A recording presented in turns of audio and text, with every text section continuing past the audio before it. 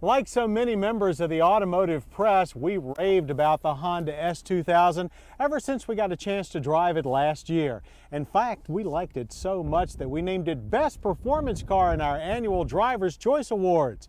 But while we spent plenty of time behind the wheel, we never got to give it a proper workout in the arena where performance cars are at their best, the racetrack.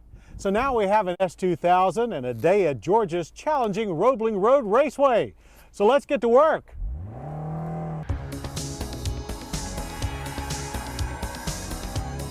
If we were to hazard a guess, we'd say that 95% of all sports cars sold in the U.S. will never pass an apex marker on a real racetrack.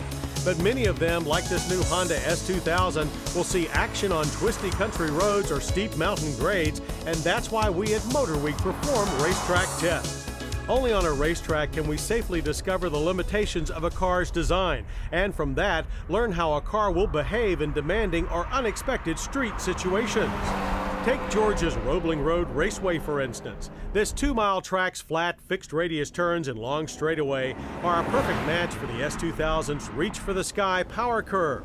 With plenty of room for the 2-liter twin-cam inline-4 to rev to its 9,000 RPM redline, the driver can experience the S2000 as its engineers intended it to be driven. Rowing through the precise 6-speed gearbox, you can feel the torque curve as it surges past its 7,500 RPM peak of 153 pound-feet. Then the power band climbs more progressively all the way to 8,300 RPM and 240 horsepower. We also find Roebling to be a good test for a high-performance suspension and tires. Even as the S2000 picks up speed in the turns, the suspension remains compliant and responsive, keeping the driver firmly in control. Here, Honda's torque-sensing limited slip differential and compact in-wheel double wishbone suspension eliminate those nasty mid-corner surprises. But what Roebling really demands of a car is brakes. Lap after lap, diving into turn 1 from speeds of 130 or more, the Honda's ABS-equipped 4-wheel disc never left us wanting and showed no signs of fade. We like Roebling Road for its consistency, as it lets us easily compare one car against another. But to fully exploit a car's potential, it's tough to beat Georgia's other great road course, the 2.5-mile Road Atlanta, where we also tested the S2000. Here, major elevation changes, off-camber turns, and heavy braking zones really work a car to its limits. The S2000 boasts an ideal 50-50 front-to-rear weight distribution, but perhaps more importantly, nearly matches that number in side-to-side balance as well. By placing the spare tire, battery, and fuel tank in the midsection of the vehicle and locating the engine behind the front axle, Honda engineers have achieved what they call a reduced yawing moment of inertia, or what you and I might simply call nimbleness. Snaking through Road Atlanta's S-bends or cresting a hill into a blind entry turn, the S2000 always remains poised, moving from side to side as easily as a downhill skier.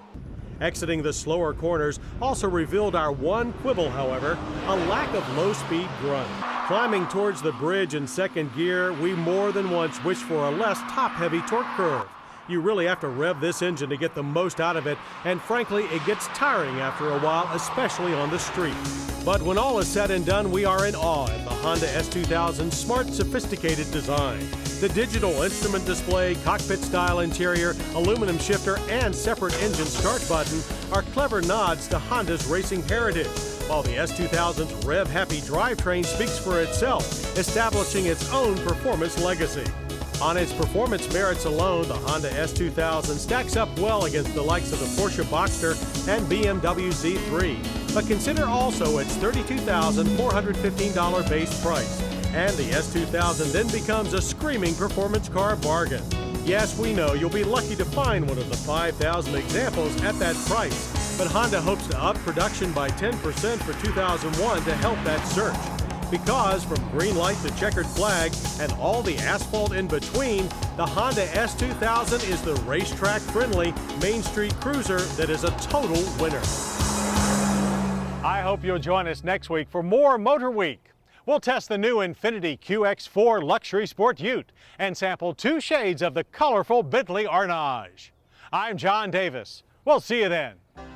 To learn more about Motorweek, television's original automotive magazine, visit us online at pbs.org or America Online keyword PBS.